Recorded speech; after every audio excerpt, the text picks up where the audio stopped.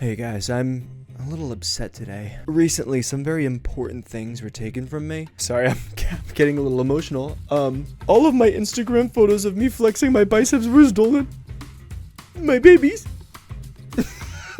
I'm kidding. Could you imagine? Okay, but actually hear me out, because I do think stolen content is a bigger issue than most people think. I feel like we don't talk about it as much because sitting down as a popular YouTuber or TikTok creator to talk about not getting as many views as you possibly can isn't really a good look. But this problem goes so much deeper than just views. Stealing content online is a lot like installing a stripper pole in your living room. Sometimes it's harmless fun. Other times it's a lawsuit waiting to happen. So how do these masterminds pull it off? Well, stick with me, kid. We're gonna get into it. And it all begins with my online feud with the one, the only Portaswap.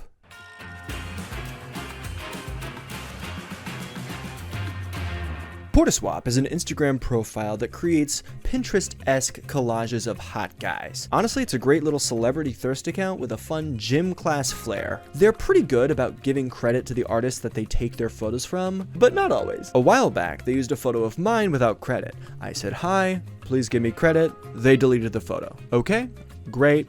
Who cares? But then, a little while ago, they posted a video with me in it and did not credit me. So I left a sassy comment asking for credit and they deleted the video. Super.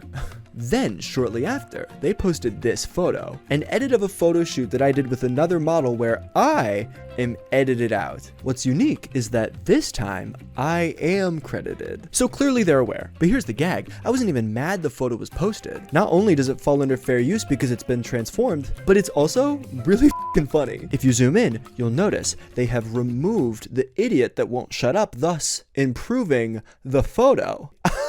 If you ask me, that's some biting commentary. And I'm just mad I wasn't brave enough to say it first. Regardless, back to what happened. I made an Instagram story calling out how smart I thought the post was because I saw it as a power play. I thought Portapotty was saying, if you're going to complain, I'll take you out of your own photo and still profit from it. It's bold, it's brash, it's a little offensive, truly the Azealia Banks of statements. To be frank, I would respect them quite a bit if the story ended right there. But bad news for people that wanted this to be a shorter video.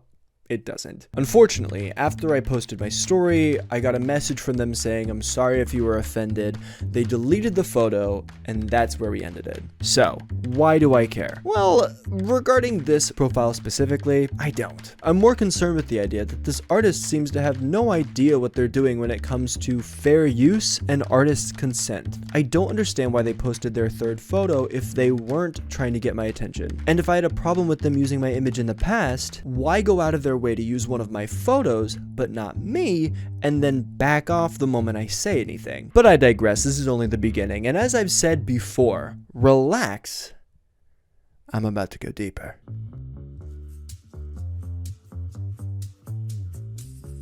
Because I am a mildly prominent Instagram model who's known for putting out mid content, I get a lot of offers asking if I would like to pay to have my photos featured on some other sexy profiles for exposure. It's essentially a compliment in the same way when RuPaul tells you were born to do drag. Like, you can choose to be flattered and take it as a compliment, but we all know it's just some old man calling you a twink. These profiles are always made with stolen pictures of other men, and they are almost always uncredited. Sometimes you'll even see a video with the watermark from the original creator with a completely different profile tagged below. So what happens is these profiles will steal photos from others, build a small following, and then sell that exposure to some people who are willing to pay. Now, of course, this kind of sold engagement has existed for years. We all know that people can inorganically buy subscribers or followers. This fake Instagram profile that makes money from selling engagement is just a less professional version of what social media management companies have been doing for years. Companies like TSMA. For years, TSMA has been on the cutting edge of social media. We've educated thousands of people and taken all of our knowledge and expertise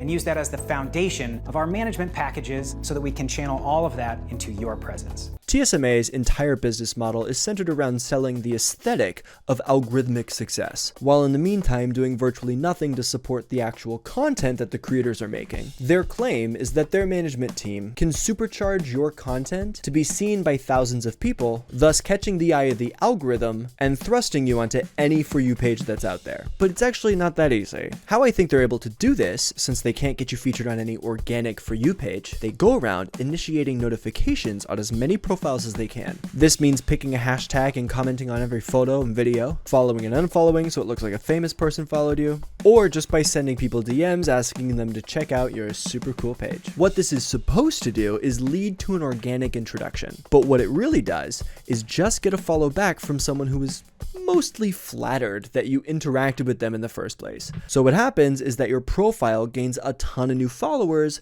that don't actually care about what you do. Now this is where I backpedal for a second because there are two reasons why I think this company's not lying to their customers. The first reason is that the people in charge look like they know lawyers. And second is that all they claim to do is create a powerful presence on social media, and technically a large follower count does that. But my point with all of this is that their methods aren't useful, and this is evidenced by ads on their own website. This is Michael Eddy. He is a musician and advertised as a TSMA member. In their own video that's supposed to advertise how great their services are, they show off a post that today has 624 likes. Michael has over 100,000 followers. If we divide the likes by how many followers he has, that gives us an engagement rating of 0.6%. Less than 1% of his followers are seeing his content. But I know what you're thinking. Kevin, that video was from a while ago, maybe things have changed. I thought the same thing, and it turns out on Valentine's Day he posted a photo with a little over 400 likes. So... Listen, I know I'm coming on strong. I'm not trying to bully this kid here. His music's not bad. He seems like a totally cool dude who's just trying to make it as a musician. My point is that being involved with TSMA did not help him. And with a price tag that starts at $1,500? Jail. Do not pass go, do not collect $200. But honestly, the writing was on the wall. If the people around you allow you to make a music video with AI like this, fire everyone. What a lot of people don't understand is that creating content online is hard. And I'm not even talking about how many hats you have to wear in order to do it well. I'm talking about specifically when the thing you care about most is put out into the world and met with radio silence. The algorithm promises this big break once you get one viral hit, but that's not how the internet works anymore. The gold rush of internet fame has died down, and the only way to make things work is to put your head down and try over and over again to build an audience that wants to join you authentically. Or there's always, doing whatever the fuck this is. I've been gay for so long. I came out to my parents more than a decade ago, and today I got bored and decided, what if I told them I was back in the closet and straight? It's a lot easier than you think for companies and profiles to come in and promise this easy way forward. But that's not how life works. If it were that easy, everyone would be doing it. Ooh, that sounded very syndrome-y. Oh my god, am I the villain? See, I know I'm not the hero because heroes don't have boob sweat underneath their shirts.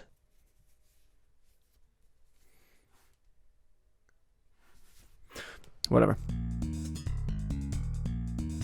Stealing content gets even more insidious when we get to the subject of promoting ads on Instagram or TikTok. Creators everywhere, especially fashion creators, will have their videos reviewing products stolen and re-uploaded from shell companies selling knockoff versions of the same product. What happens here is a creator will post a review or make content about a purchase they made, and another completely unrelated party will steal that footage, scramble it up, and re-upload it to TikTok, and then use that new footage to pay for a promotion and sell whatever product they want. This happens everywhere, but it's especially popular on TikTok because specifically on that site, content moderation is a joke. Now that the app has found major success in the TikTok shop and every other video is its own QVC segment with suspiciously low prices being the norm, trying to figure out what is or isn't a fake product can be very tricky. So not only do we have patrons being ripped off, but the creators have to suffer the consequences too. Creators like Victoria Shaz and Lucy Dawson both have videos on their page discussing how frustrating it is to have their audience come back to them hurt and disappointed because they thought they were being sold a product that they trusted. Safia Nygaard has an excellent video on exactly this. They purposefully order products that they know have been falsely advertised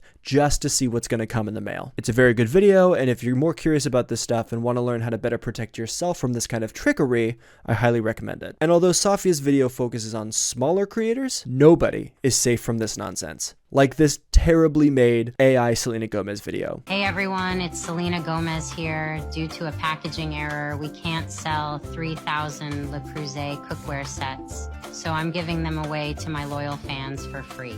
Listen, you and I know that that is obviously fake because we're the cool ones. But this is also the same internet that claimed Taylor Swift was the first ethical billionaire. So I'm pretty sure someone gave them their information. It's just really frustrating because not only is this as close to fraud as you can get, but also it's incredibly difficult to build trust with your audience. And it's even harder to build back trust with someone who feels you have duped them. And what's really annoying is that all of this can stop with just the tiniest amount of oversight and content moderation. If I have music playing too loud in the back of one of my videos, it'll be flagged immediately. But when a smaller creator has their entire likeness stolen, they do nothing. And this is what I mean when I say that social media companies are lying when they say they care about the creators. TikTok will not only allow, but also heavily promote posts made with 2 stolen, uncredited videos. There is no truth to the idea that TikTok wants to create a positive environment when they're allowing fake businesses to sell fake products using a real creator's likeness without their permission. These companies will always prioritize sales over the people they are selling to. And there is literally no celebrity big enough for them to draw the line. The only time a boundary is set is when the community moderates itself.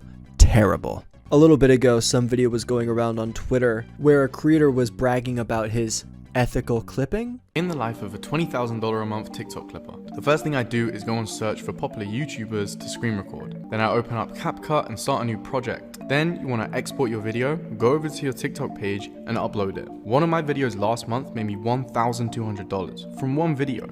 We really need to have a discussion about what ethical means, because I think we've lost the plot a little bit. And let's get one thing straight. If all you do is take 2 videos, slap them together and post it again, you're not a creator, you're not an editor, you're not a director, you are a glorified video receptionist. Alright, let's get back to my point though. Obviously, I'm not equating people who screenshot my photos and put them on Twitter with folks who make thousands of dollars a day swindling people out of their money. However, I do think they're connected through a loose line of consent and respect. They don't respect the art, they don't respect the time that goes into building an audience, and they don't respect the hardworking creative people that make it so that there's something for them to copy.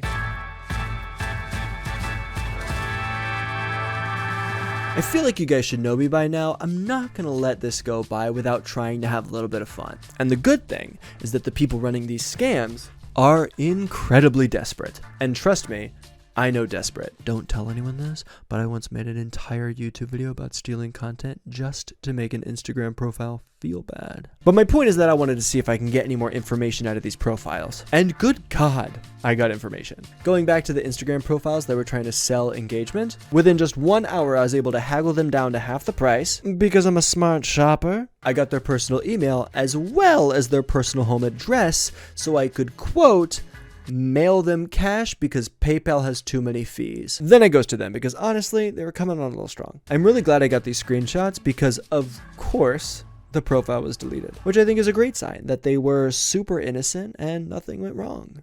Here's the thing, I don't think everyone I label today is a bad person with malicious intent, but I do think the slope is slippery. For me, it's a simple question of if you're going to post someone else's content, have you asked permission? And if you haven't, why? I think collectively we should all be a little more wary of the profiles that use other people's content. Even if it's tagged in good, I would still be suspicious. Because most people these days aren't looking for a new person to follow. Today, it's more common for us to rely on a For You page to show us content that we like. More now than ever, watching a video from beginning to end is going to generate the most profit for creators. So although it's very nice to be shared with a little tag in the comment section, it's very clear who benefits more from that interaction, which is the profile that gets to post a free video with doing no work. Obviously there are exceptions, but I'm talking about the fuck Jerrys, the Barstool Sports of it all, you know? Furthermore, if an online deal looks too good to be true, it certainly is. If you can't find the link to the creator who is in the video of an Instagram or TikTok ad, it's best to stay away from it. And the last thing I'll say is if you ever find yourself involved in a company that is run primarily by people who used to be actors, f***ing run.